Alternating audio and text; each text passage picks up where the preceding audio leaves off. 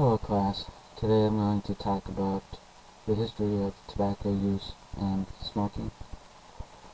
Cigarette smoking is the leading cause of preventable death in the United States, accounting for more than 480,000 deaths, or 1 of every 5 deaths, each year. When is the last time you saw someone smoking? Probably not too long ago. It has become very common in today's society.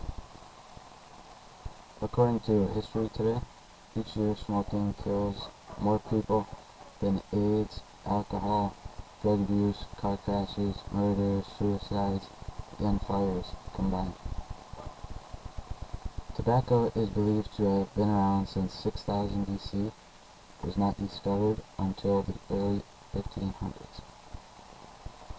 Tobacco did not become very popular in the United States until the early 1900s, and is now the #1 leading preventable cause of death. On January 11, 1964, Luther Terry, the Surgeon General of the United States Public Health Service, released the first report of the Surgeon General's Advisory Committee on Smoking and Health. You would find that on any tobacco product listed as Surgeon General warning. Some statistics from smoking. More than 10 times as many U.S. citizens have died prematurely from cigarette smoking than have died in all the wars fought by the United States during its history. Smoking causes about 90% of all lung cancer deaths in men and women. More women die from lung cancer each year than from breast cancer. About 80% of all deaths from chronic obstructive pulmonary disease, COPD, are caused by smoking. Cigarette smoking increases the risk for deaths from all causes in men and women. The risk of dying from cigarette smoking has increased over the last 50 years in men and women in the United States. Secondhand smoke. In adults who have never smoked, secondhand smoke can cause cardiovascular disease and lung cancer. For non-smokers, breathing secondhand smoke has immediate harmful effects on the cardiovascular system that can increase the risk for heart attack. Non-smokers who are exposed to secondhand smoke increase their heart disease risk by 25 to 30%. And it is estimated that secondhand smoke exposure has nearly 34,000 heart disease deaths annually during 2005 to 2009 among adult non-smokers in the United States. And a short story I wanted to share about my personal life.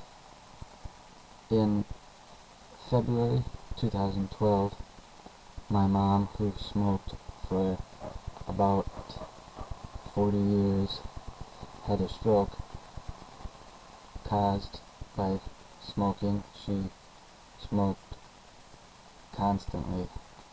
I can't even tell you, probably packs a day.